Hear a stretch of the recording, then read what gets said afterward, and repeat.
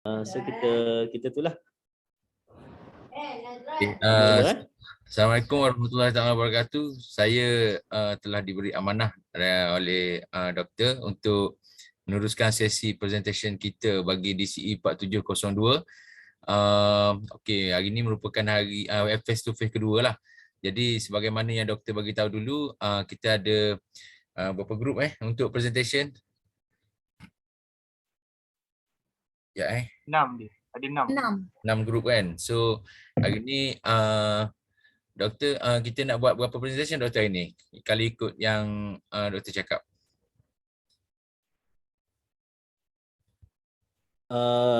Maknanya kita ada baki lagi 4 kumpulan lagi kan? So kalau hari ni kalau dah ready sama ada 2 ataupun 3 lah. So satu lagi kita simpan untuk last ke? Ataupun ke nak semua nak habis hari ni 4, saya rasa takut berat sangat. Maknanya maksimum 3 lah doktor hari ni Maksimum 3 kita tengok flow macam mana. Maknanya kalau boleh pergi sampai 3 kita pergi sampai 3. Kalau tak tu 2 cukup lah. Cuma kena bawa minggu satu lagi lah. Boleh.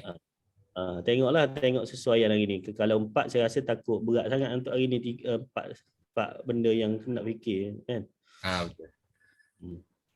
Okay, kalau macam tu kita mulakan dengan grup yang nombor 1 lah. Grup nombor 1 ni dah ready ke?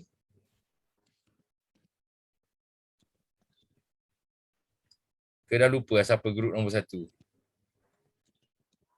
Kalau ikut grup nombor 1 ni Zati, Fiza, Syirah, Jelsen. Tajuk pemilihan instrumen polisi. Hello, Assalamualaikum. Waalaikumsalam. Seorang ahli belum ada lagi ni. Kami tengah tunggu.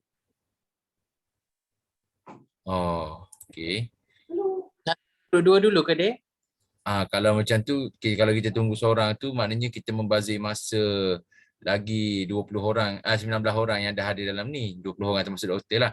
Jadi boleh doktor dengan izin kita start dengan grup 2 dulu doktor.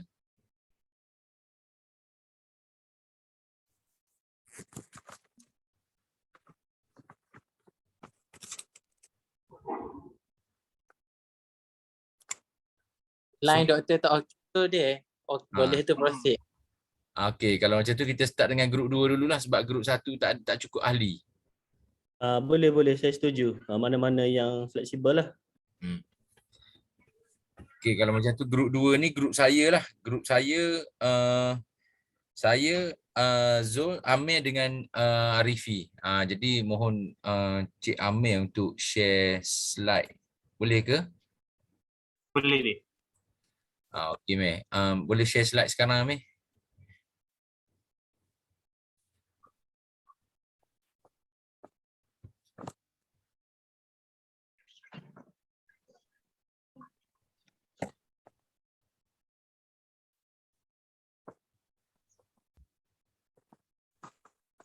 Okey, saya mulakan untuk presentation grup yang kedua iaitu bertajuk pelaksanaan polisi.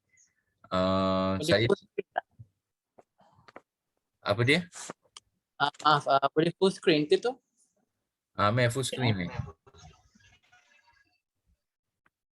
Okey. Alright. Okey. Kami daripada kumpulan yang kedua, tajuk untuk presentation bagi DCE 4702 pembangunan polisi, iaitu tajuk kumpulan kami adalah pelaksanaan polisi dan ahli kumpulan adalah 4 orang iaitu Encik Zuhilmi Badruzzaman, saya sendiri Abdul Kadir bin Gulam Kadir, Encik Muhammad Arif bin Razali dan Encik Muhammad Amir Bahtiar. Okay, next.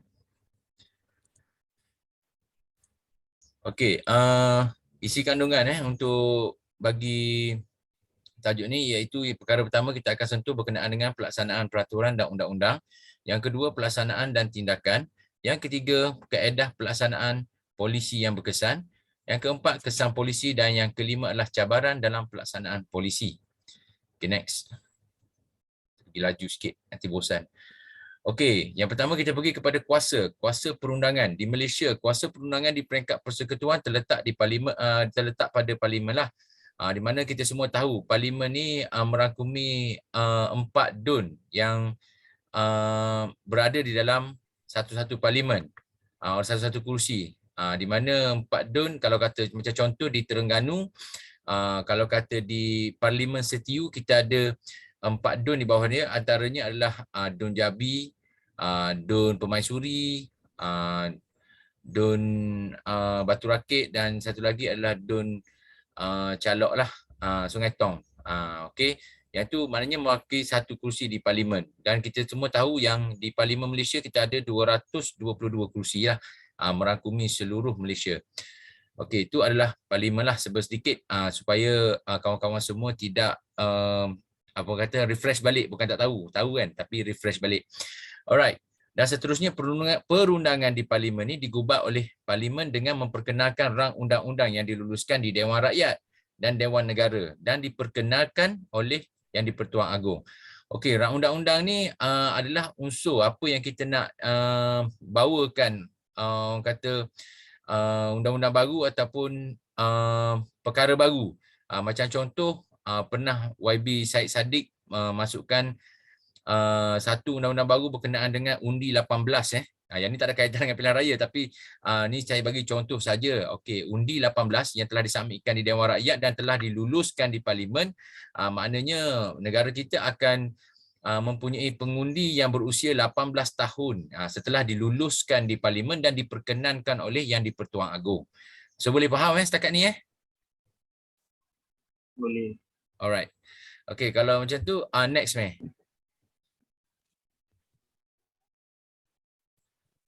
Okey. Yang ni adalah step proses pembuatan undang-undang Majlis Perundangan di Malaysia. Peringkat pertama adalah peringkat pra-parlimen. Ini meliputi peringkat cadangan, perundingan dan penggubalan. Macam contoh saya baca kat tadi lah, peringkat cadangan dulu. And then lepas tu dia akan pergi kepada peringkat parlimen, di mana Perlembagaan Persekutuan dan peraturan mesyuarat mengawal selia prosedur sebenar dalam kelulusan rang undang-undang di parlimen. Jadi yang selepas ditapis di peringkat parlimen dan dipersetujui, maka bacaan pertama, menteri akan membentangkan rang undang-undang dengan tajuk ringkasnya dibaca oleh kerani Dewan. Tiada perdebatan semasa bacaan pertama. Maknanya bila sebab tu cadangan dan tak ada orang yang boleh bantah ke apa ke, sebab tu adalah cadangan sahaja. Dan seterusnya bacaan kedua tentang menggariskan prinsip utama rang undang-undang. Yang ni ada perbahasan tentang prinsip. Jika rang undang-undang menerima majoriti undi, maka ia diteruskan ke peringkat jawatankuasa. So sekiranya tidak ada majoriti, dia kena berdebat dululah. Maknanya ada yang setuju, ada yang tak setuju, dan benda tu sekiranya tidak dipersetujui, maka tidak berjayalah kalau majoriti tak setuju. Tapi kalau majoriti dah bersetuju, maka benda ni akan dibawa ke depan lah. Okey, next. Okey, ni sambungan daripada tadi. Peringkat jawatankuasa, dia akan memberikan peluang kepada ahli untuk membincangkan butiran rang undang-undang dan mencadangkan pindaan dalam prosiding yang kurang formal. Dan last sekali adalah bacaan ketiga. Jika semua diterima, rang undang-undang dianggap diluluskan. Selepas bacaan Dewan Rakyat, rang undang-undang telah dipertimbangkan oleh Dewan Negara. Perkenan diraja, rang undang-undang menjadi undang-undang selepas ia dikemukakan kepada Yang di-Pertuan Agong, dan penerbitan suatu akta parlimen hanya mula berkuat kuasa apabila diterbitkan dalam warta. Okay, next.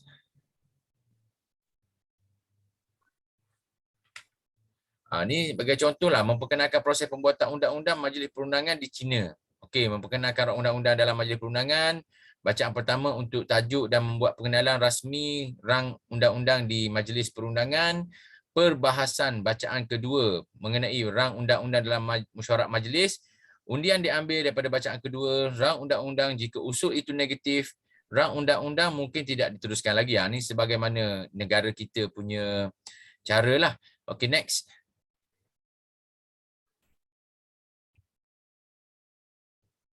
Okey, yang kelima, Presiden mengisytiharkan rang undang-undang selepas majoriti mengundi.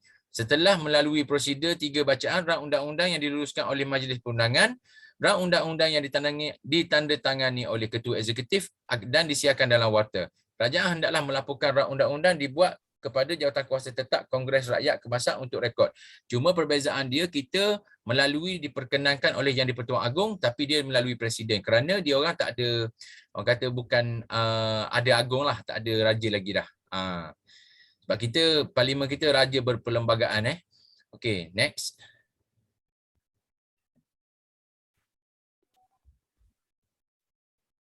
Okey, saya rasa yang ni saya serahkan kepada rakan saya untuk meneruskan lagi penerangan berkenaan dengan topik yang kedua ni. Okey, Assalamualaikum, selamat pagi. Untuk pasal pelaksanaan tindakan adalah definisinya adalah fakta ataupun proses adalah untuk melakukan sesuatu. Biasanya pelaksanaan ini adalah untuk mencapai matlamat. Okey, matlamat dia adalah untuk mencapai matlamat polisi yang dikuatkuasakan lah. Dan dia melibatkan semua tanggungjawab, semua pihak iaitu individu, masyarakat dan juga negara itu sendiri supaya fasa pelaksanaan tindakan itu berjaya dilaksanakan. Okey, next. Okey, ini adalah National Anti-Corruption Plan Policy ataupun NACP. Untuk peringkat individu adalah individu hendaklah melaksanakan tugas mereka dengan penuh integriti. Okey, untuk peringkat komuniti ataupun masyarakat adalah mencegah orang lain daripada rasuah. Untuk peringkat negara pula adalah melaksanakan atau menguatkuasakan undang-undang dan juga dasar sesatu polisi tersebut melalui fasa penguatkuasaan, pendekatan pencegahan dan juga pendidikan lah. Organisasi pula dia perlu bertindak tegas dan adil dalam setiap tindakan supaya pencegahan dan juga dapat menghentikan amalan rasuah berdasarkan prinsip undang-undang yang sedia ada dalam satu buah negara tersebut. Okey, next. Okey, ini adalah National Policy Industry 4.0, Industry 4 WRD. Okey, untuk individu pula, individu hendaklah belajar teknologi baharu. Untuk komuniti, peringkat komuniti, mereka hendaklah mengajar mereka yang lambat menggunakan teknologi supaya mereka faham teknologi yang sedia ada. Dan juga komuniti hendaklah membuat kelas untuk mengajar teknologi kepada masyarakat yang sedia ada lah. Maksudnya golongan yang sedia ada sekarang. Peringkat umur 20-an, 30-an, 40-an sampai umur 60-an. Untuk peringkat negara, hendaklah melaksanakan langkah-langkah yang diperlukan untuk mencapai matlamat tersebut. Dan yang paling penting adalah pembiayaan. Sebab pembiayaan ini yang akan membentuk infrastruktur, peraturan, kemahiran dan juga bakat dan teknologi yang sedia ada yang diberikan oleh peringkat pihak negara lah untuk menyediakan kemudahan yang ada untuk peringkat komuniti dan juga individu. Okey, next. Okey, kaedah pelaksanaan polisi yang berkesan. Contohnya, okey, faktor dia. Faktor dia adalah yang pertama adalah reka bentuk asas. Reka bentuk asas adalah satu cara sesuatu dasar dibincangkan dan juga dirumuskan secara logik. Logik ni penting sebab ia adalah isu dasar yang penting dan juga penyelesaian yang disediakan adalah logik dan juga boleh dilaksanakan. Dan kebolehaksanaan dasar tersebut adalah amat penting sebab ia menentukan sama ada cara satu dasar itu boleh dilaksanakan ataupun tidak. Yang kedua, faktornya adalah justifikasi asas. Polisi hendaklah dia harus ada bertindak balas kepada setiap keperluan ataupun persepsi yang tentang keperluan yang perlu digariskan dengan jelas untuk menggalakkan pengubalan kesahihan ataupun penjelasan ataupun satu yang clear ataupun yang jelas dan juga pelaksanaan cara jalan penyelesaian tersebut dilaksanakan macam mana. Okey, seterusnya. Okey, yang ketiga adalah logik asas. Logik asas adalah kejelasan objektif ataupun matlamat utama dasar tersebut dan keutamaannya dalam sesuatu undang-undang dasar untuk mempengaruhi tahap operasi agensi pelaksana tersebut. Tambahan juga sebagai pelbagai faktor juga mungkin mempunyai tafsiran yang berbeza mengikut objektif dasar setiap agensi pelaksana tersebutlah. Okey, yang keempat adalah kebolehaksanaan. Pembuat keputusan ataupun decision maker adalah harus menghadapi beberapa batasan ataupun kekangan semasa merangka strategi, termasuk keperluan untuk meluluskan rang undang-undang yang telah difikirkan yang boleh untuk menggalakkan mereka untuk memberi lebih tumpuan pada perkara yang mereka boleh lakukan secara politik dan bukannya praktikal. Okey, ini yang nombor 4, kebolehaksanaan. Okey, seterusnya. Okey, yang kelima adalah pihak berkepentingan dan juga penglibatan mereka. Setiap individu dan juga organisasi haruslah melaksanakan strategi pendidikan yang berkesan supaya mereka mendapat jadikan ini adalah teras kepada proses pelaksanaan kedua-duanya kerana ciri-ciri mereka sendiri dan juga hubungan dengan penentu lain. Ahli politik seperti pakar ataupun aktor politik dan juga seperti contohnya jurutera pengajaran, pendidik seperti guru, para pentadbir, saintis dan juga para cendekiawan dan pakar ekonomi dan juga pakar kewangan, kos dan keupayaan pembiayaan, keberkesanan dan produktiviti pelaburan dalam pendidikan, ekonomi dan objektif pengajaran berkaitan dengan pekerjaan. Pentadbir seperti prosedur, tugas dan organisasi struktur pentadbiran, perancang visi sistemik, industri pendidikan adalah secara keseluruhan. Pegawai kanan awam dan menteri pendidikan, organisasi pendidikan utama, organisasi pendidikan lain, badan pentadbir dan badan antarkerajaan dan aktor tidak formal adalah pihak berkepentingan dan ahli politik. Yang keenam adalah konteks institusi dan sosial. Pengaturan institusi merangkumi sempadan sosial formal dan tidak formal yang mengawal proses pelaksanaan dan sistem pendidikan tertentu. Dasar-dasar lain yang berlaku dalam bidang pendidikan dan juga sektor lain juga perlu diambil kira kerana ia boleh memudahkan atau menghalang proses pelaksanaan sesuatu agensi terhadap negara tersebut. Okey, seterusnya.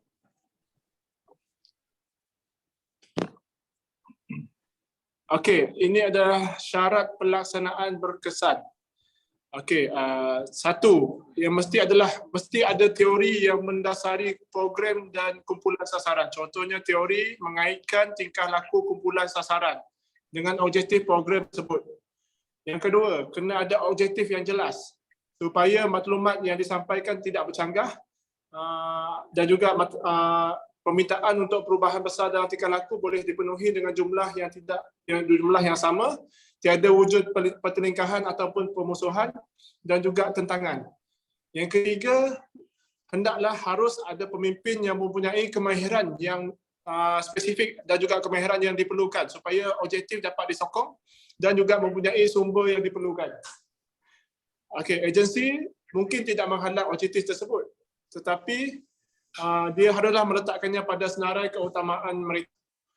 Okey, seterusnya.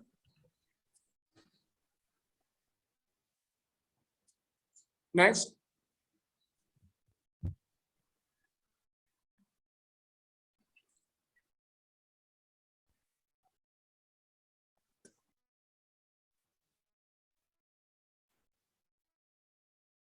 Okey, yang keempat adalah wujud aktif dari kepentingan unit pihak, contoh mungkin orang niat ataupun tentangan aktif terhadap program tersebut daripada aktor dengan untuk memerangi dari cadangkan. Kelima, seharusnya jika tidak ada persegahan dengan awam lain yang ditentukan dan program itu tidak boleh dimusnahkan dengan perubahan. Okey, yang seterusnya adalah kejayaan sesuatu polisi berhukum. Terdapat butiran komunikasi. Kedua pula adalah populasi sasaran tidak mempunyai masa, kemahiran, sumber ataupun keupayaan mental untuk memenuhi dasar. Yang ketiga, populasi sasaran mungkin tidak bersetuju dengan dasar yang diberikan, sama ada secara teori ataupun secara dilaksanakan. Okey, yang keempat adalah tindakan yang diperlukan untuk mencapai pematuhan adalah terlalu berat. Dan juga yang kelima, kerajaan dianggap telah bertindak secara haram dan ejennya tidak dianggap sebagai penguasa undang-undang. Terdapat kekurangan antara rasa hormat ataupun disrespect terhadap pihak berkuasa. Dan kebarangkalian hukuman dilihat sebagai tindakan yang kecil sahaja.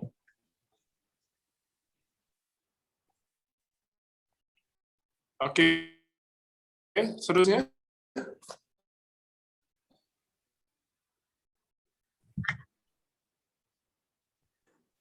Seterusnya.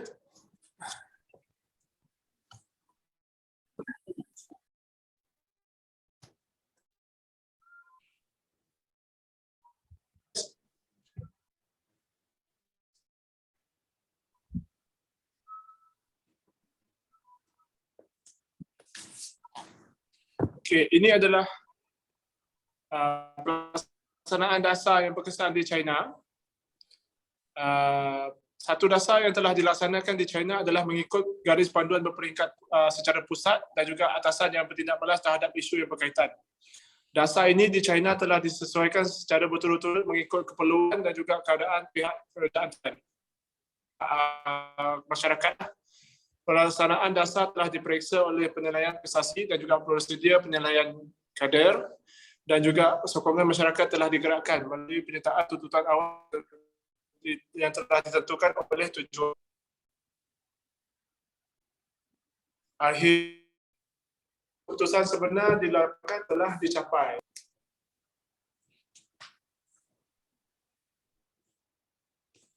Next.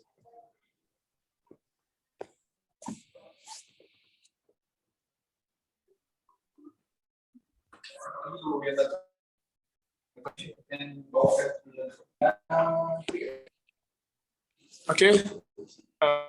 Seterusnya.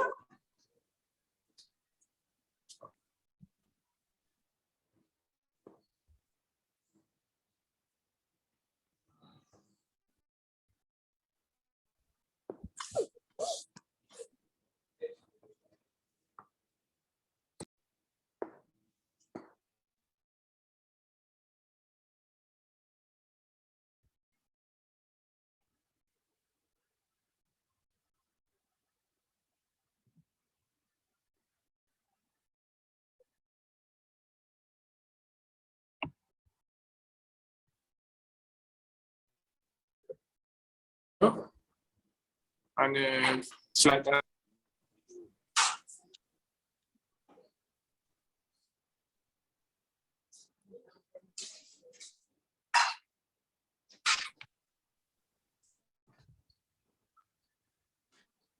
slide.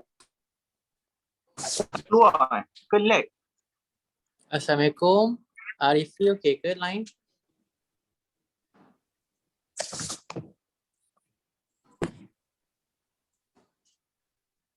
Hello, Assalamualaikum Arifi. Ya. Slide. Tak nampak slide. Tak Online nampak. kot. Saya nampak. Tak apalah, Zul sambung daripada sini boleh ke Arifi? Arifi? Ada siapa-siapa boleh slide. Okay. Alright. So Zul sambung daripada sini. Actually untuk yang okay, Zul sambung Arifi. Hilang pula.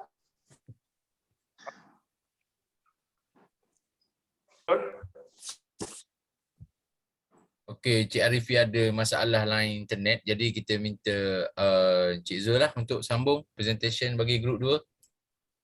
Okay, baik. So slide yang ditunjukkan sekarang adalah sambungan daripada contoh macam mana China membina satu dasar iaitu kampung sosialis barulah. Jadi dia dah Cik Arifi tadi dah bagi brief explanation pasal contoh dasar tersebut lah. Jadi saya tak nak teruskan untuk yang ni.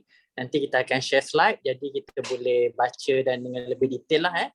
Boleh tak Amir untuk next slide? Okey, seterusnya saya akan present berkenaan dengan kesan polisi ataupun dasar.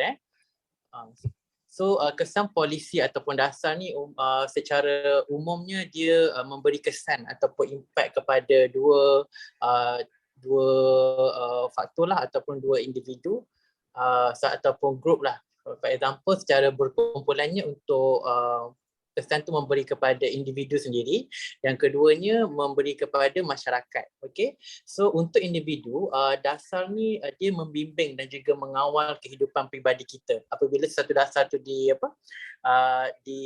dibuat ataupun dibangkitkan, dia lebih kepada untuk mendisiplinkan ataupun mensistematikkan, systemize kehidupan kita lah as an individual dalam kehidupan sehari-hari lah. Okay, jadi kita akan dapat merasakan bahawa kehidupan kita tu akan berubah menjadi lebih standardized ataupun lebih stabilized lah.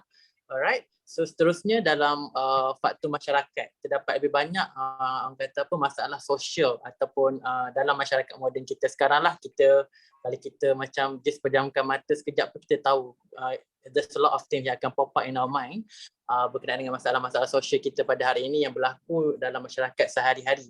Jadi benda tu jadi makin serius. Kalau kata kita tak buat dasar, kalau kita tak buat rules and regulation, jadi benda tu akan lebih serius. Dan that is why bila kata dasar ataupun polisi sesuatu tu diperkenalkan oleh pihak kerajaan ataupun sesuatu organisasi, benda tu akan memberi kesan dan impact. Normally kesan yang lebih positif lah. Dan benda ini akan memberi jaminan secara sah dan sukar untuk masyarakat mengekalkan kestabilan kalau tak ikut. Kalau ikut, then the thing should be much better. Okay, so next slide. Next slide Encik Amir. Okey, ini sebagai contoh dasar larangan merokok. Di China pun ada, dekat Malaysia pun ada.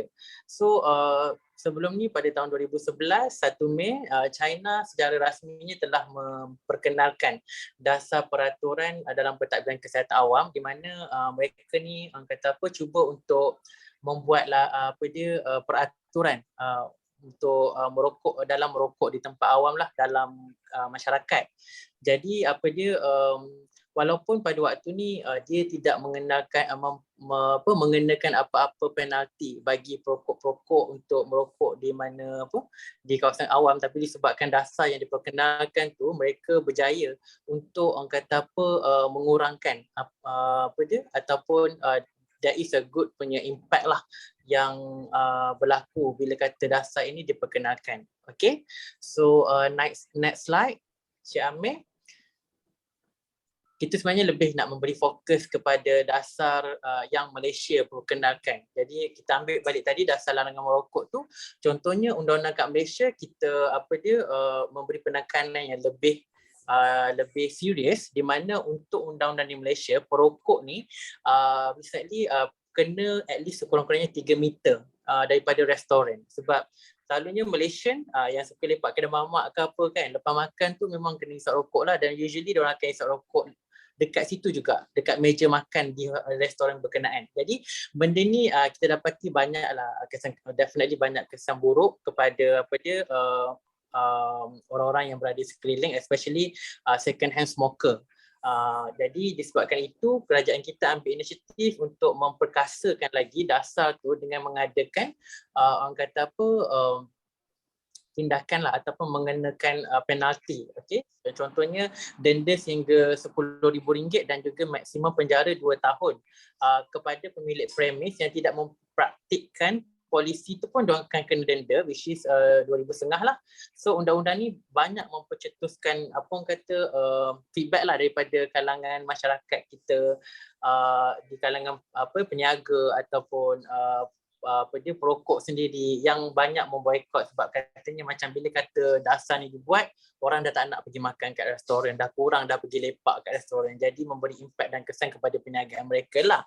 Tetapi secara tak langsung, larangan ni sebenarnya dia lebih kepada macam menggalakkan perokok tu untuk create the awareness lah, untuk kita macam lebih sensitif kepada alam sekitar dan juga masyarakat yang especially second hand smoker tu. Kalau kita nak merokok tu, kita cuba avoid lah. Kalau kata kita nampak ada makcik-makcik ke kanak-kanak ke, ataupun mungkin rakan-rakan yang kalau tak merokok tu, kita janganlah merokok dekat-dekat dengan diorang kan, macam tu. So orang kata apa, a good punya feedback ataupun impact lah, kesan daripada dasar-dasar yang kita buat tu. Ini adalah salah contoh sajalah. Jadi seterusnya kita akan bercakap pasal cabaran dalam pelaksanaan polisi, which is subtopik nombor 5. Tapi ini akan dibentangkan oleh sahabat saya, Encik Amir. Okay, Encik Amir? Okay, jadi bahagian terakhir iaitu cabaran dalam pelaksanaan polisi ataupun dasar. Okay, kita pergi dulu kepada definisi. Mentakrifkan masalah dasar ialah tindakan mengkonseptualisasikan masalah atau cabaran kolektif yang perlu ditangani. Ia melibatkan menggerakkan orang lain dengan cara yang khusus untuk melihat masalah dan penyelesaian. Oleh itu, masalah dasar dicipta secara sosial atau politik. Okay, cabaran umum dalam pelaksanaan dasar polisi ada 5. Yang pertama adalah mungkin disebabkan kekurangan sumber, peruntukan kewangan yang tidak mencukupi. Yang kedua adalah pemerintah yang buruk, yang tidak baik. Kekurangan kemahuan politik di pihak kerajaan berturut-turut. Yang ketiga, peranan yang tidak jelas. Kurang kejelasan tentang peranan dalam unit tertentu mereka. Yang keempat, penguasaan yang lemah oleh mereka yang dipertanggungjawabkan. Yang terakhir sekali adalah gangguan industri. Contoh, polisi larangan merokok tadi, industri tembakau mempunyai kuasa ekonomi dan disebabkan lain. Yang seterusnya, cabaran melaksana dasar pengurusan sisa radioaktif dan bahan api nuklear di Indonesia. Yang pertama adalah tempat pembuangan. Ini kerana penentuan lokasi pelukusan melibatkan bukan sahaja faktor teknikal tapi juga faktor sosial, politik dan juga ekonomi. Yang kedua adalah kos dan tarif untuk pelukusan sisa radioaktif. Kos untuk menguruskan sisa termasuk sumber tertutup radioaktif yang tidak digunakan boleh menjadi tinggi dan tidak dapat diramalkan. Yang ketiga adalah pengangkutan sisa. Syarikat Perkhidmatan Pengangkutan Udara enggan mengangkut bahan radioaktif. Ini contoh yang lain, iaitu yang terdapat di Singapura, cabaran utama pelaksanaan blockchain. Implikasi dasar untuk industri maritim Singapura. Kebolehpercayaan blockchain diragui oleh sesetengah profesional dalam industri maritim adalah disebabkan teknologi tidak matang dan memerlukan pembangunan lanjut. Yang kedua adalah tahap pendigitalan yang rendah dalam rantaian bekalan maritim.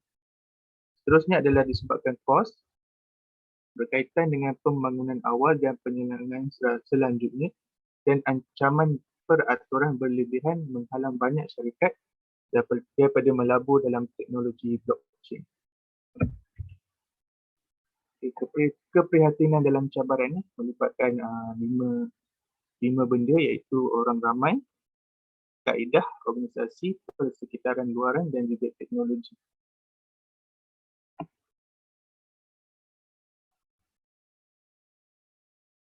Tamat. Sekian, terima kasih. Okey, terima kasih kepada semua yang terlibat dengan presentation untuk grup yang kedua. Okey, saya dapat info daripada grup 1 dia dah cukup ahli, jadi kita proceed kepada ke nak Q&A dulu. Ada Q&A ke? Tak ada soalan Boleh kita teruskan, Kadir?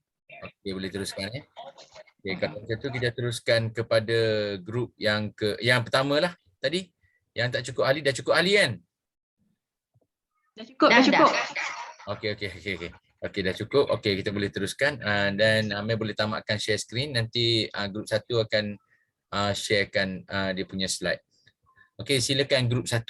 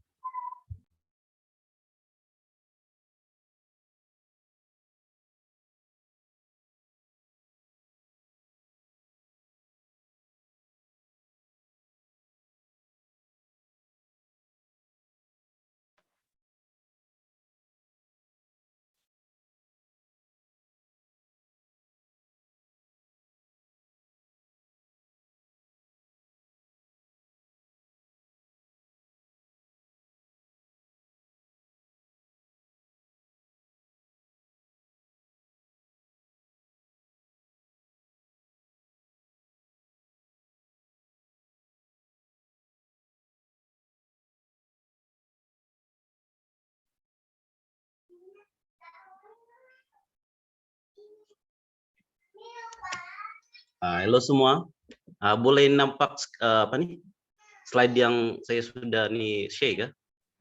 Boleh.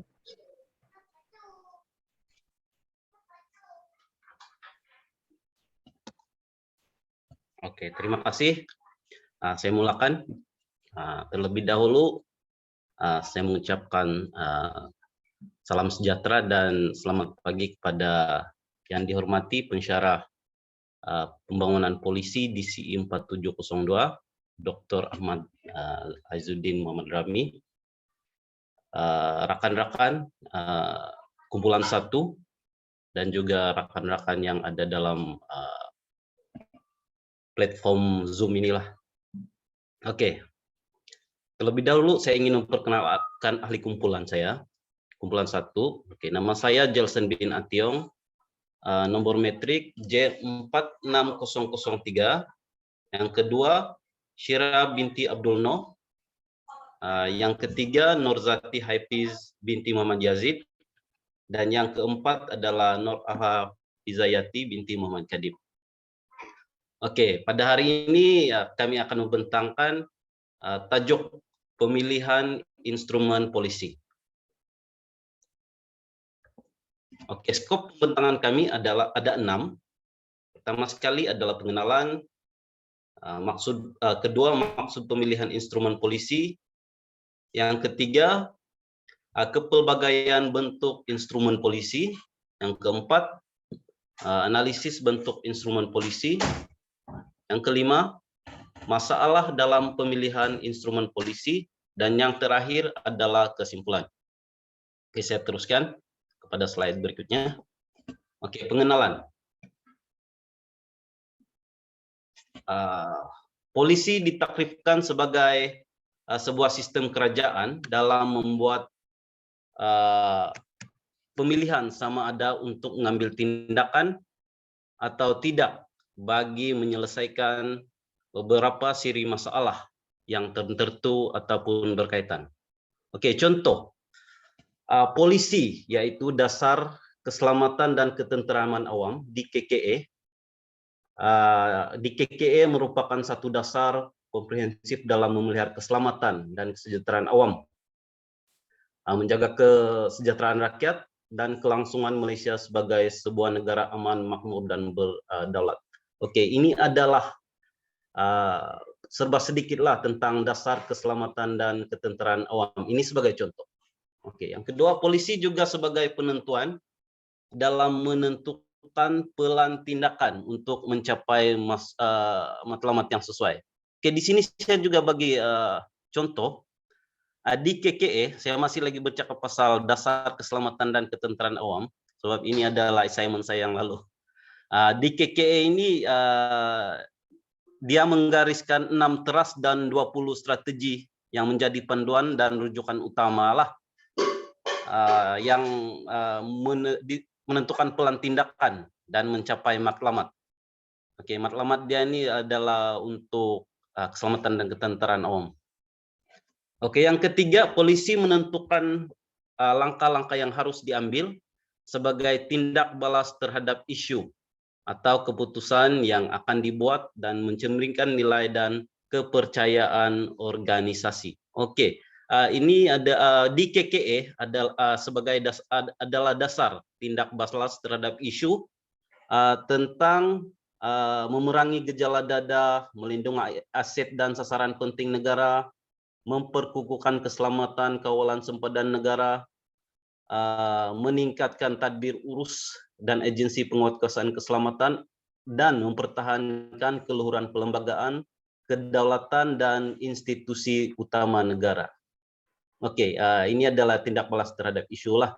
Mungkin banyak isu yang berlaku sebab gejala dada ini, jadi mekanisme daripada EKKP, yaitu dasar DKKE, yaitu Dasar Keselamatan dan Ketenteraan Awam, diwujudkan. Oke, yang keempat, polisi juga berperanan sebagai medium untuk menyediakan panduan kepada seluruh organisasi bagi memastikan aktiviti harian dalam organisasi dapat diselaraskan dan dijalankan secara adil dan konsisten. Oke, kemudian yang terakhir adalah pembuatan polisi adalah proses decision making, di mana sebagai langkah dalam memutuskan apa yang perlu dicapai, apa yang perlu dilakukan demi mencapainya, dan apakah usaha untuk mencapainya dengan berkesan dan ekonomik, serta siapa yang patut melakukannya. Oke, ini kita masih contoh yang di KKA ini, Dasar Keselamatan dan Ketertiban Awam ini adalah melibatkan agensi keselamatan keselamatan awam seperti tentara, polis dan sebagainya untuk mencapai matlamat di KKN, Dasar Keselamatan dan Ketertiban Awam. Oke, seterusnya adalah maksud pemilihan instrumen polisi. Oke, pertama adalah pemilihan instrumen polisi adalah hubungan antara penggubalan polisi dan pelaksanaan polisi. Oke, ini adalah plan terhadap isu-isu tadi untuk macam mana kita melaksanakanlah. Lepas itu, instrumen polisi seringkali dikenali sebagai alat pentadbiran. Oke, yang ketiga, pelaksanaan alat pentadbiran biasanya dibuat untuk mencapai sasaran polisi pengurusan sumber yang diselaraskan dengan kebimbangan sosial, politik, ekonomi, dan pentadbiran. Yang keempat, kemampuan sebuah polisi bergantung bukan saja pada instrumen yang dipilih, tetapi bagaimana ia dilaksanakan. Yang terakhir, instrumen polisi adalah modul yang boleh digunakan untuk mengatasi masalah dan mencapai objektif yang diingini. Oke, saya ingat penerangan saya very straightforward yang ini. Pembantangan seterusnya saya serahkan kepada Riza kalau tak silap. Dipersilakan.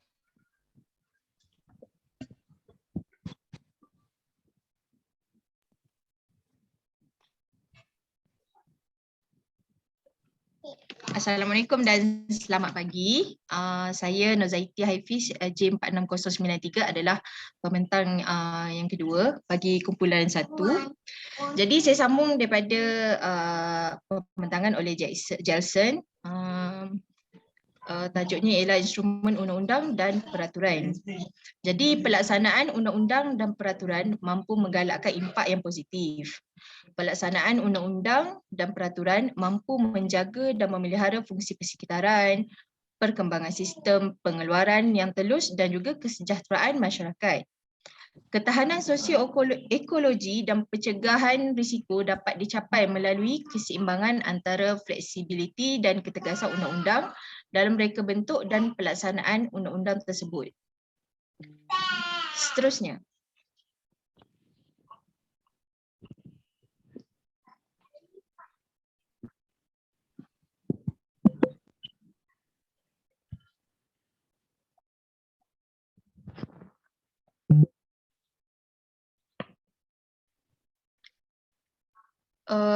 Yang seterusnya ialah instrumen berasaskan hak dan norma adat. Kerjasama antara norma dan hak bagi pemeliharaan dan pemeliharaan sistem muka bumi dapat melengkapi kesejahteraan manusia sejagat. Instrumen hak di peringkat antarabangsa atau nasional, sama ada terikat ataupun tidak, mampu diinterpretasikan supaya mengikut sistem sosioekologi dan juga mampu memupuk daya tahan yang baik. Pengukuhan terhadap hak bersama ataupun secara kolektif, norma atau adat dan institusi masyarakat setempat mampu mempromosikan pemerintahan yang adaptif dan mampu diterima masyarakat, termasuk membantu dalam pengurusan sumber alam sekitar secara adil. Seterusnya. Seterusnya ialah instrumen ekonomi dan kewangan. Instrumen ekonomi dan kewangan mampu mengubah tingkah laku masyarakat ke arah objektif polisi yang dikehendaki. Instrumen kebiasaannya merangkumi reka bentuk yang luas dan kepelbagaian dalam melaksanakan sebarang pendekatan. Sebagai contoh, instrumen fiskal seperti subsidi, cukai dan caj. Seterusnya.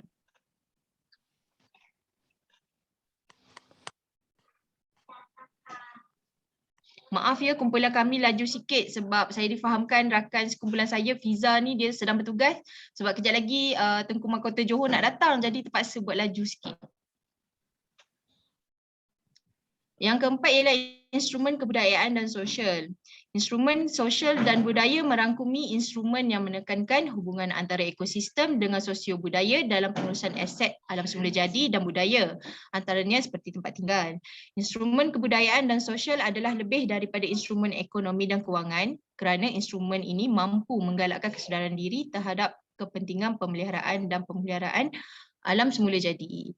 Jadi slide seterusnya saya serahkan kepada rakan grup saya, Fiza. Sekian, terima kasih. Okay, Assalamualaikum dan selamat sejahtera untuk semua dan untuk doktor. Okay, saya sambung slide daripada kawan saya, Zaiti. Dan untuk analisis bentuk instrumen polisi, ia bermaksud kepada pemecahan, pengasingan dan juga pemeriksaan sistematik di dalam usaha menguraikan fenomena ataupun komponen-komponen dalam satu polisi. Jadi polisi ini juga dapat dilakukan untuk menentukan keberkesanan dan juga kecakapan setiap komponen atau bahagian serta tindakan yang terlibat dalam pelaksanaan sesuatu polisi. Jadi sebahagian daripada analisis polisi ini adalah penilaian polisi yang bersaling berkait rapat di antara satu sama lain dan memainkan peranan yang penting. Jadi polisi ini sering disalah anggap kerana dianggap sebagai kitaran yang terakhir. Sedangkan ia adalah bukan peringkat terakhir dalam kitaran pembuatan polisi. Next. Okey, jadi pada kebanyakan masa penilaian polisi ini dilaksanakan walaupun satu polisi telah digubal secara sekian lama, seterusnya menyumbang kepada ketidakberkesanan atau kegagalan polisi, pembalasan waktu dan juga sumber. Jadi penilaian dan analisis polisi adalah sangat penting terutamanya dalam pemilihan instrumen polisi. Jadi kepentingan analisis polisi ini adalah untuk menyoal sama ada sumber-sumber material, urus takbir dan peranan yang telah ditetapkan bagi setiap projek atau program dapat menjamin kejayaan sesuatu polisi. Ia juga ada limitasi dalam pelaksanaan polisi kerana ia melibatkan kepentingan dan juga aktiviti pelbagai agensi dan juga pemegang taruh.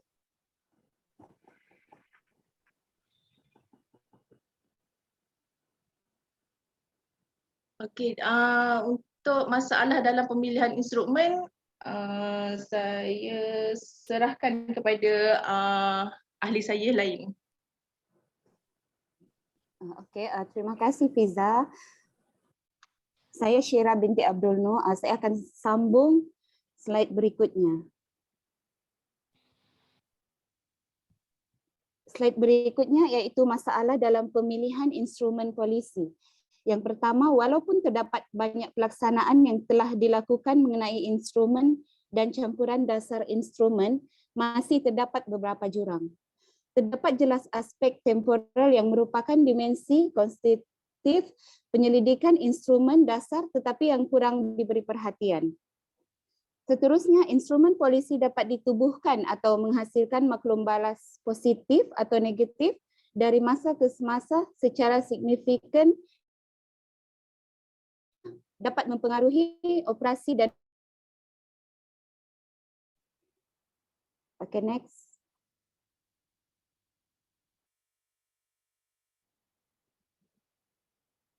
Seterusnya, seterusnya masalah dalam pemilihan instrumen polisi ialah maklum balas negatif dan positif mengenai instrumen polisi memberitahu bahawa perbahasan polisi dan pembuatan polisi dapat terus mengubah campuran kebijakan dengan beberapa cara. Sebagai contoh, mereka dapat meneruskan dengan meletakkan, menukar atau melayangkan selain mengganti campuran sepenuhnya. Penyelesaian polisi adalah sebuah instrumen yang tepat dalam menyelesaikan masalah dan juga dapat digunakan sebagai rujukan masa hadapan oleh individu atau pemegang taruh yang terlibat. Yang terakhir, terdapat keperluan untuk mempertimbangkan kesan proses penggubalan dasar terhadap kepelbagaian isu.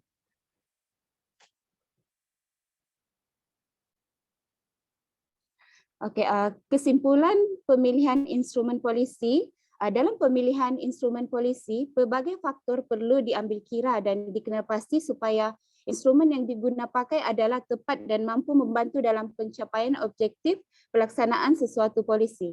Terdapat 4 jenis instrumen polisi yang dapat dikenal pasti dalam konteks alam sekitar, iaitu instrumen peraturan dan undang-undang, instrumen berasaskan hak dan norma adat, instrumen kebudayaan dan sosial, dan akhir sekali adalah instrumen keuangan dan ekonomi. Seterusnya, setiap pelaksanaan polisi akan ada kelemahan dan kekuatan, maka pemilihan instrumen yang teliti mampu mengurangkan impak negatif hasil daripada pelaksanaan polisi tersebut. Okey, itu saja pembentangan daripada kumpulan kami. Sekian, terima kasih.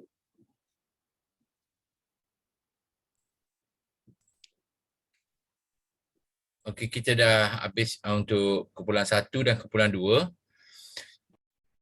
So macam mana doktor nak teruskan ke kumpulan 3 ke? Okey, kumpulan 3 macam mana? Ready tak? Kita teruslah dulu. Nanti kita wrap up sekaligus. Boleh? Ready. Okey, kumpulan 3 boleh share slide.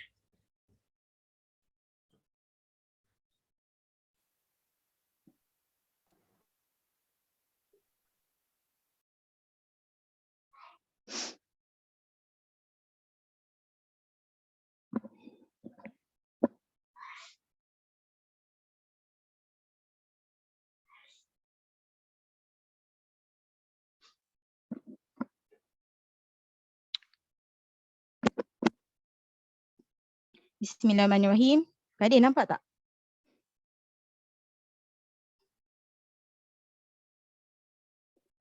Kawan-kawan nampak tak slide? Boleh nampak.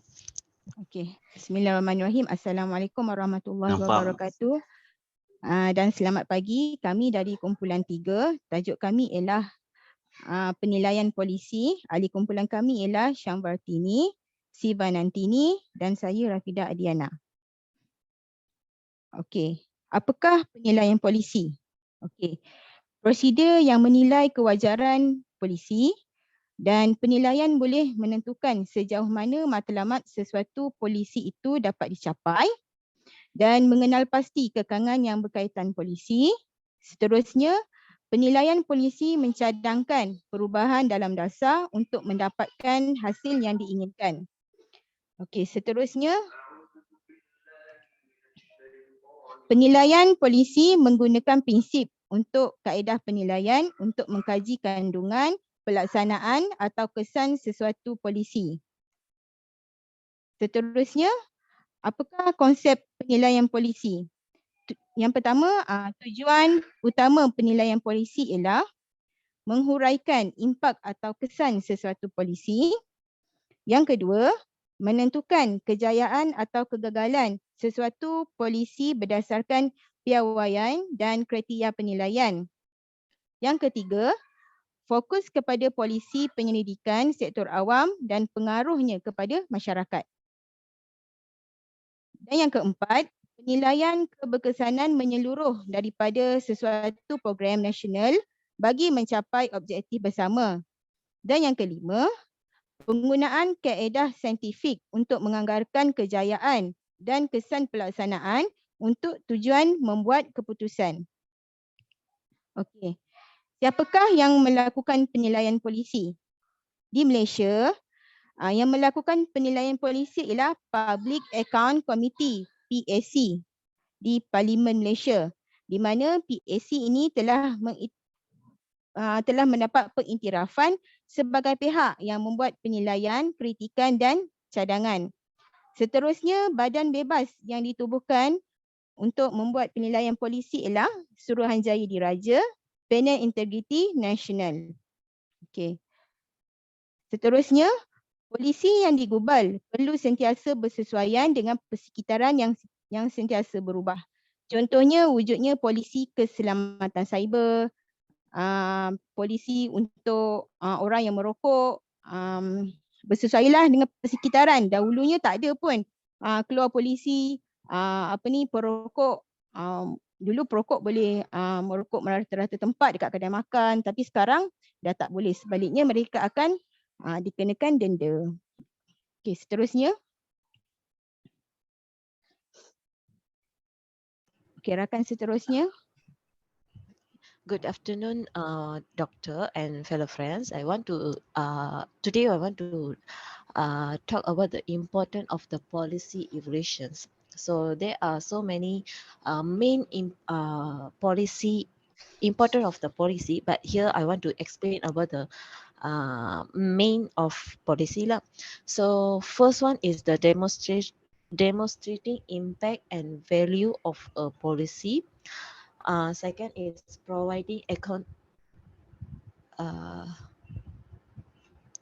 sorry. Okay, sorry. Kak, first slide. Tak. Okay. The second one is The second one is providing accountability for the resources invested. And then the third one is ensuring that existing policy are appropriate to the current situation and environment. And then providing true and reliable information about the policy performance that have been implemented. Lastly, to inform the further policy. Next.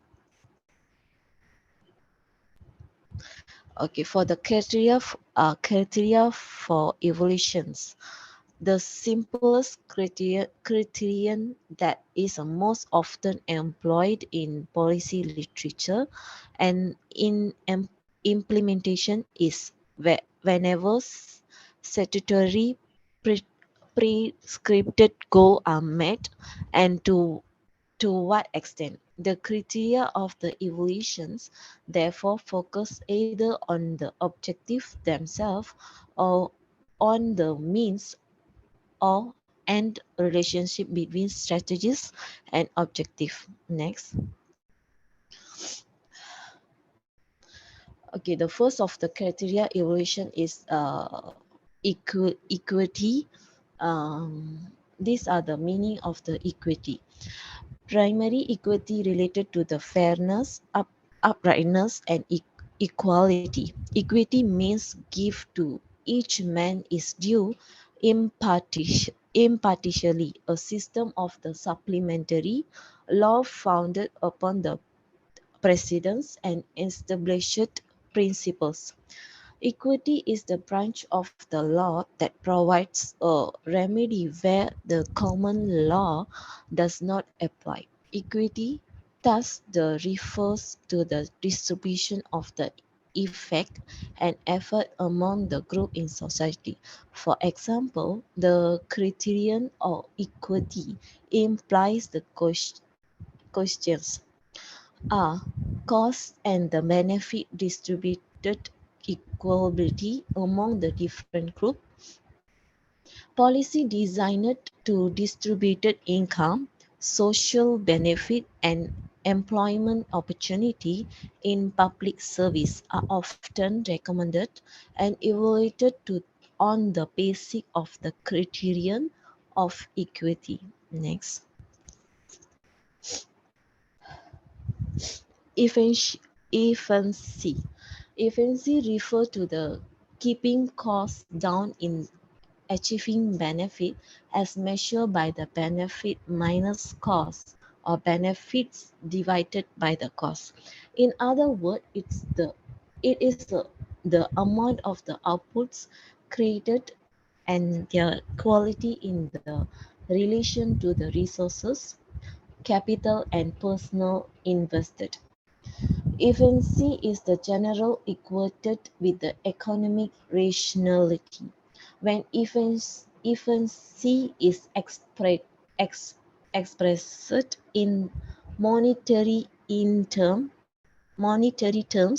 it refers to the ratio of the monetary income from the output to the monetary cost of the input. The main problem in evaluating efficiency depends on the decision on the amount of the various input which the evaluator consider to be reasonable for the producing the output. Moreover, making judgment about the efficiency require a proper perspective about public policy in the term of the identifiable, unique such as program, project, or particular work process. Next. Adequacy. Adequacy refer to wherever a given level of the effectiveness result in the certifications of need or values. The adequacy of the policy refer to the relationship between the policy and problem to which is addressed. A clear distinctions exist between adequacy and effectiveness in the sense that a policy may be judged to be successful in achieving its listened objective, but it has a little impact upon the problem being addressed by the policy. Next. Sustainability. Sustainability is important concept in the development concept. It's actually refer to the continuation of the practice practice or work done or measure taken under a policy after the termination of current interventions under the same or an alternative policy. Sustainability is a general found to be a neglect criterion in the policy analysis and evaluations. It is always important to utilize the existing or created conditions so as the building upon them proposed policy and measures. This will be help in continue and efficiency and effectiveness. Next. Next, this slide will be explained by other group member. Okay, good afternoon to Doctor and other fellow friends. Next, I'll continue about the evaluation within the evaluation process. Next, please. Okay, first, what is evaluation within the evaluation process? Okay, it explains on what is needed to be evaluated during the policy process, which it starts from problem identification until policy implementation. Evaluation is an integral part of each step in the policy process. Evaluation do not only done at the end of the policy process, but during the entire policy process and continuously. Understanding this context provides an increased understanding of why policy evaluation is critical to advancing the field of policy. Although the steps laid out in a row, in reality, the steps are circular in nature. Next, I'll continue about the types of policy evaluation. There are three main types of evaluation that each focuses on a different phase of policy process. That is policy content evaluation, policy implementation evaluation, and policy impact evaluation. First, evaluating policy content. In this, we consider that does the content clearly articulate the goals of the policy, its implementation, and the underlying logic for why the policy will produce intended change. Evaluating the development of a policy helps to understand the context, content, and implementation. Next, evaluating policy implementation. For this, we'll consider was the policy implemented as intended. The implementation of a policy is a critical component in understanding its effectiveness. Evaluation of policy implementation can provide important information about the barriers and facilitators of implementation and a comparison between different components or intensities of implementation. Next, it's about evaluating policy impact. For this, we'll consider that did the policy produce the intended outcomes and impact. Within injury prevention, the intended impact may be reduction in injuries or severity of injuries. However, it is important to evaluate short-term and intermediate outcomes as well. Next. Okay, evaluating policy content. For this, it examines the substantive information and material contained within a policy in relation to the policy's requirement, its similarity to other policies, the context in which it was developed, or some combination of this. In this evaluation, it focuses on the core component and implementation requirements of the policy. Next, the stakeholders' roles and responsibility. And the third is the evidence base supporting the policy strategy. During this evaluation, we can get answers to the following questions. First, does the policy clearly state the goals of or objective? Next, which major stakeholders played a role in the policy development, or are the components of the policy consistent with those of model policies? Are the requirements for the implementation clearly stated in the policy? And lastly, are the requirements feasible given available resources? Next is about evaluating policy implementation. For this, for this evaluation, it examines the inputs, activities, and outputs involved in the implementation of a policy. It can also provide important information about stakeholder perceptions and awareness, as well as barriers and facilitators of implementation. To identify, this evaluation is used to identify critical differences between planned and actual implementation. This evaluation focuses on components of the logic model, such as input, activities, and output. Next, it focuses on stakeholder attitudes, knowledge, and awareness. And lastly, facilitators and barriers to implementation. During this evaluation, we can get answers to the following questions like, did the policy clearly identify the critical implementation steps? Was the policy implemented according to the policy requirements?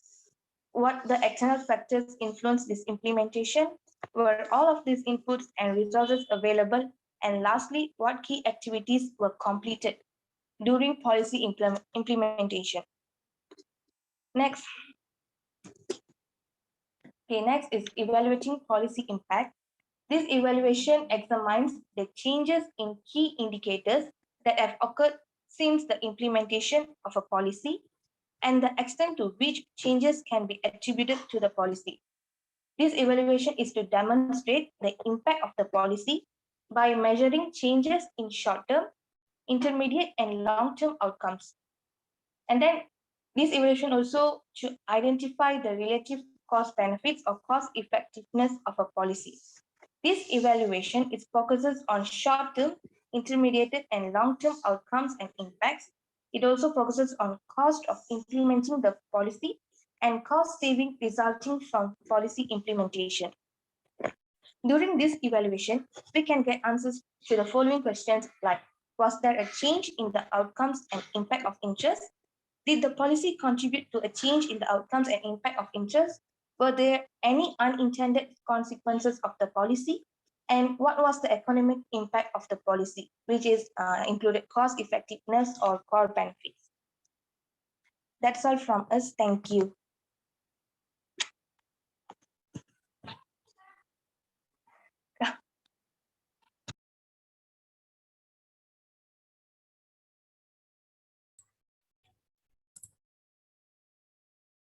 Okey, kita dah habis 3 grup. Okay, saya take over Cik Kadir. Okay, right, thank you so much Cik Kadir for leading the session. Right, and thank you so much for those yang present untuk hari ni lah, 3 group yang dah present ini for policy analysis, policy implementation dan juga polisi apa satu lagi? Penilaian polisi. Evaluation. Policy evaluation. Policy evaluation. Alright, so bila bercakap pada polisi ni, dia related to penyertaan semualah, daripada grassroots level sampailah ke peringkat yang lebih tinggilah. Sebab tu kekuatan sesebuah negeri ataupun negara ni dia bergantung kepada bagaimana polisi itu ditadbir ataupun diurus dan diterjemahkan dalam bentuk tindakan. Sebenarnya polisi ini adalah a procedure ataupun a guideline ataupun matlamat untuk mencapai sesuatu lah kan. So ada certain things, kata polisi ni adalah a set of protokol ataupun disiplin ataupun peraturan, semua boleh lah sebab dia saling berkaitan antara satu sama lain. So kalau kita ada satu polisi yang betul-betul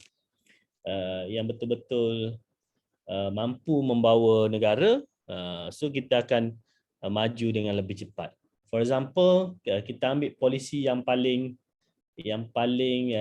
relevant ataupun yang paling sustain sampai sekarang adalah polisi apa yang paling sustain ataupun yang masih lagi diamalkan.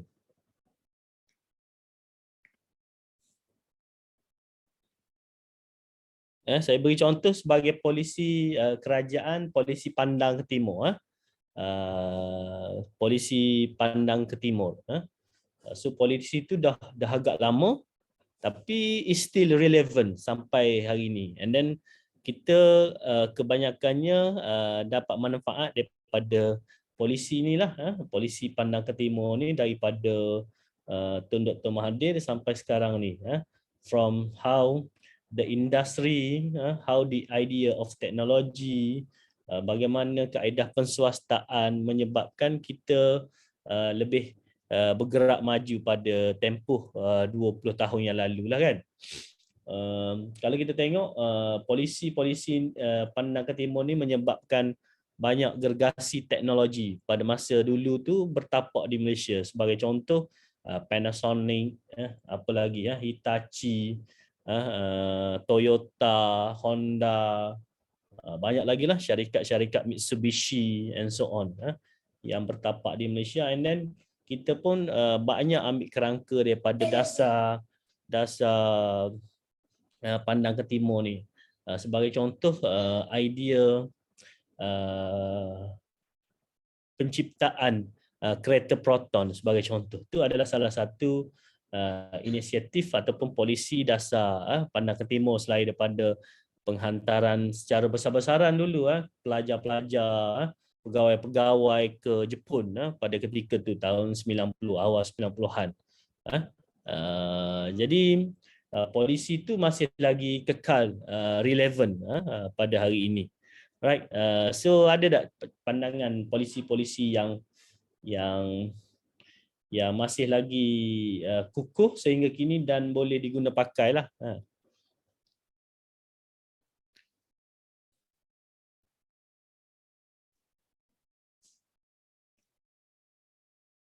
Alright. So itu contoh-contoh polisi lain tu banyaklah. Polisi-polisi lain tu banyak dilaksanakan oleh kerajaan yang saya pun yakin dan percaya bahawa dalam kalangan kita ni kebanyakannya adalah government servant, pekerja kerajaan yang sentiasa peka dengan dasar ataupun polisi jabatan, polisi kementerian, polisi kerajaan sedia ada.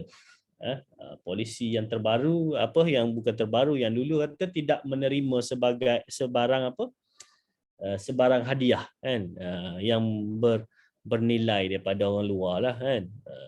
So itu adalah contoh-contoh polisi yang kecil lah, yang menyokong kepada polisi ataupun pelan yang lebih besar. Macam pelan polisi tidak menerima hadiah tu, dia menyokong sebagai polisi alternatif, polisi alternatif daripada dasar integriti negara, So bila kita berkaitan dengan politik, polisi dia banyak komponen. Macam kumpulan Kadir bercerita tadi, dia bermula daripada keseluruhan sistem, daripada pemilihan pemilihan ahli Dewan Undangan Negeri, sehinggalah terbentuknya satu kerajaan yang kukuh. And then bila ada kerajaan yang kukuh, dia boleh menggerakkan jentera-jentera dia. Jentera ni maksudnya kementerian-kementerian lah, yang menyokong konsep government of the day, government ataupun kerajaan yang memerintah. Dia tak akan ada kerajaan PAS, kerajaan UMNO, kerajaan Pakatan Harapan. Dia sepatutnya kerajaan Malaysia.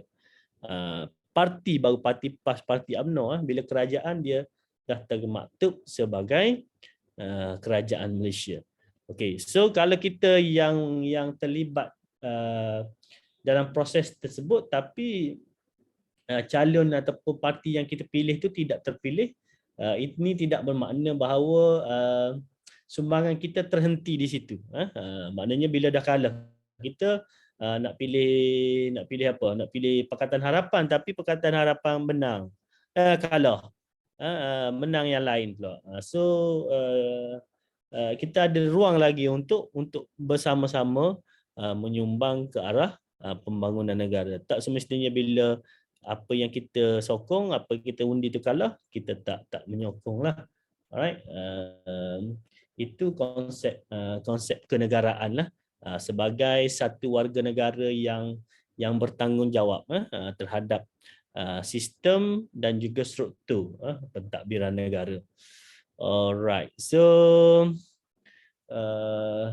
okey, selain daripada itu juga kita tengok tadi ada kumpulan juga bercerita pasal policy evaluation. Yes, saya setuju. Daripada penilaian polisi juga kita ada juga institut yang mentadbir penilaian sebagai check and balance. Sebagai contoh tadi PAC, Suruhanjaya Diraja and so on. Tu di peringkat yang lebih tinggi lah. Tapi di peringkat yang lebih rendah juga kita ada juga di setiap kementerian, dia ada juga task force yang sentiasa menilai polisi-polisi semasa, dasar-dasar yang dilaksanakan oleh kerajaan tu mencapai tak matlamat yang telah ditetapkan. Kalau tak mencapai matlamat ataupun kurang bisanya ataupun kurang powernya, so dia akan berlakulah polisi alternatif. Ada anak-anak polisi lain yang akan hadir ataupun dia akan revise balik polisi itu. Dia akan buat semakan semula terhadap polisi tersebut supaya ia dilaksanakan memberi impak maksimum.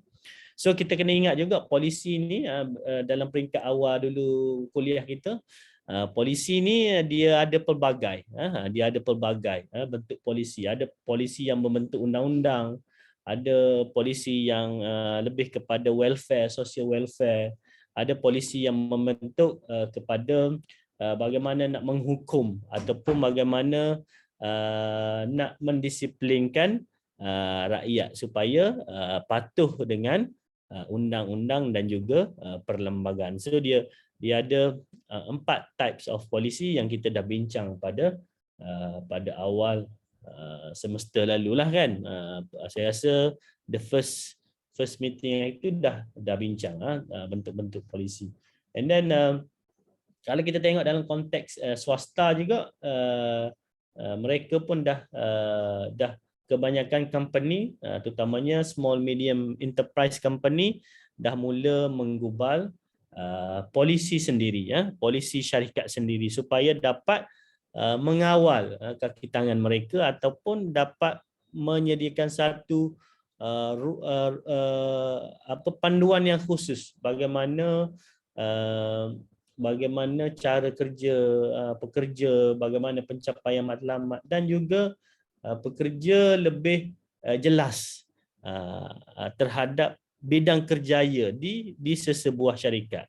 Walaupun dia tu kerja sebagai di syarikat yang kecil, tapi dia tahu selepas pada dia jadi staf biasa apa peringkat yang akan dilalui, kenaikan pangkat, kenaikan gaji dan sebagainya lah. So dia banyak ruang dan peluang yang ada lah kan bila kita terlibat. Okey, so selain daripada tu kita kena ingat juga walaupun kita melaksanakan polisi dasar ataupun undang-undang, tapi kita kena ingat bahawa yang paling tinggi sekali adalah di Malaysia lah kan, adalah perlembagaan Malaysia. Perlembagaan Malaysia tu digarap, diasaskan berdasarkan semangat rukun negara. So kalau polisi dasar undang-undang yang bercanggah ataupun tidak selari dengan kehendak perlembagaan persekutuan, secara automatiknya dia akan tergugur ataupun dia secara automatik menjadi tidak sah. Automatiknya tidak sah. Walaupun yang gubah tu yang di-Pertuan Agong ke, walaupun yang gubah tu Perdana Menterinya, tapi kalau dia bercanggah ataupun tidak signifikan ataupun tidak selari dengan kehendak perlembagaan Malaysia, dia automatik akan gugur sekali. Wa imma undang-undang JKK pun, undang-undang JKK di peringkat kecil pun kalau dah bercanggah dengan perlembagaan persekutuan, dia akan tergugur dengan sendiri. Sebagai contohnya hak sama rata, hak bersuara, hak kebebasan, hak berdemokrasi, dan sebagainya, hak memilih pemimpin dan sebagainya. So itu antara intipati yang terkandunglah dalam perlembagaan persekutuan yang menjamin semua tata susila negara Malaysia kan, yang ada dalam Malaysia je. Setiap warga negara. Bangla tidak terikat. Tapi dia kena ikut walaupun tidak terikat. Itu dia kena ikut peraturan lah. Tapi kita sebagai yang memegang warga negara, status warga negara itulah kita punya kitab lah untuk memastikan semua rakyat Malaysia tu mendapat hak yang sama. Bukan hak yang sama, dia ada satu istilah kesaksamaan, saya tak ingat dah, kebersamaan ke kesaksamaan, saya tak ingat dah dalam konteks politik gitu. Alright, so ada lain nak tambah lagi sebelum kita beransur-ansur?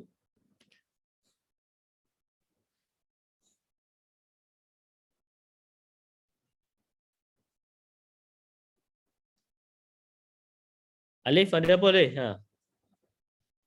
Tak ada doktor. Alright. Okay, so seperti mana yang dimaklumkan oleh Cik Kadir tadi, so slide tadi tolong ketua kelas saja yang masukkan dalam folder lah kan, dalam folder supaya benda tu tak jadi huru-hara ataupun mungkin menyebabkan hilang lah file tu kan. Saya nak access pun payah. And then assignment bila hantar? Nanti Kadir akan inform jugalah. Saya pun tak ingat juga. Apa-apa pun negatif. Untuk slide kumpulan hari ni kena hantar. Okay. Walaupun present minggu depan. Minggu satu lagi. Semua? Semua. Hari tu kan dah maklum. Doktor cakap start present semua slide kena hantar untuk ni lah, untuk collect, dan saya dah buat Google Form, boleh upload kat situ lah. So orang yang present pun kena hantar Ya, betul. Thank you. Okay, so for next session, kita akan ada satu lagi presentation, and then kita ada wrap up sikit lah, and then briefing sikit berkaitan dengan our final exam. Tarikh kita dah ada ke belum final exam?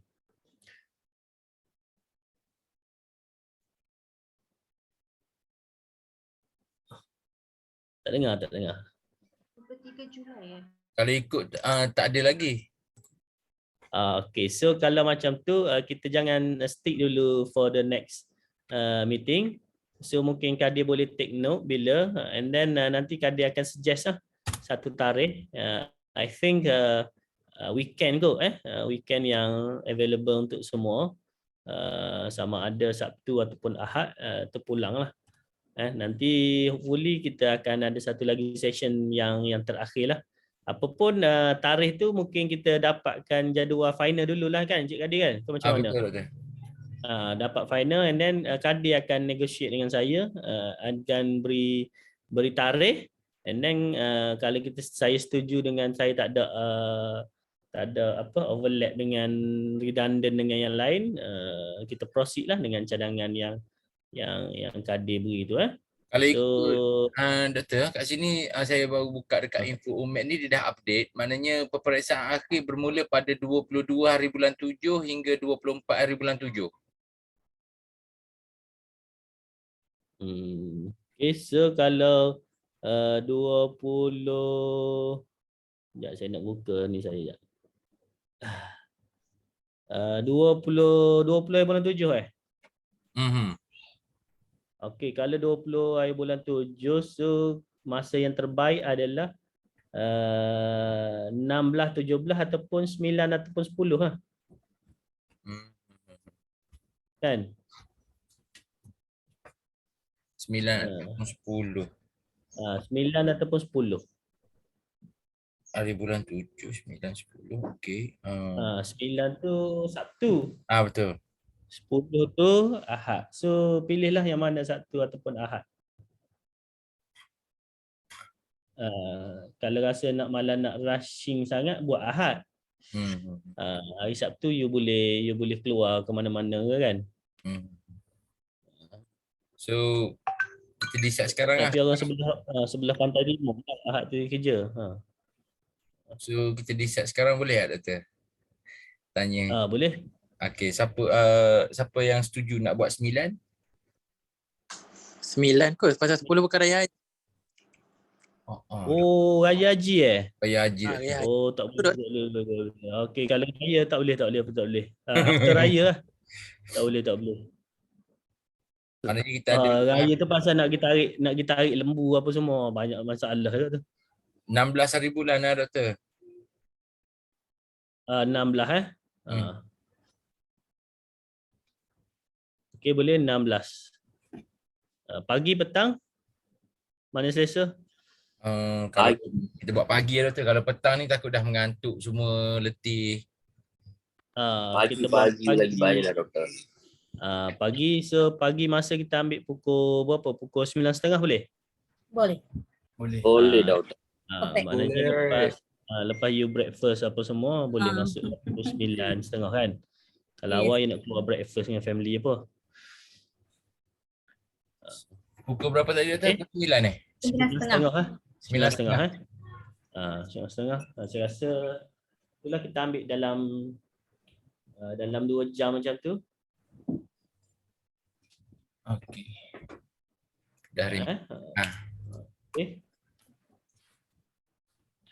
Okey, so saya rasa ada lagi daripada rakan-rakan lain, kalau nak tu kita open to question ke apa-apa dulu sebelum kita end our session.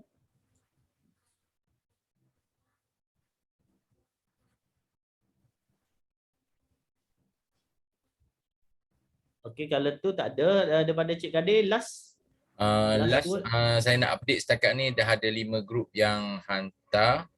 Okey, grup yang pertama daripada kat sini dia ada grup 3, grup 1, grup 1 kenapa ada 2? Jelson dengan Sasireka ni grup mana ya? Sasireka grup 5. Sebab dia tulis presentation 1, patut tulis presentation 5 lah kat sini Okey, tak apa. Adanya grup 5, grup 3, grup 1, grup 2 dan grup Nik Insyirah ni. Tak tulis grup apa ni. Sorry, saya grup 6. Okey, patut kena tulis dekat situ grup 6, senang sikit. Itu sajalah doktor. Ya Kadir, kita hantar 1, 2, 5, 6, 3 yang dah hantar. Yang lain belum. Alright. Itu saja doktor daripada saya. Terima kasih doktor.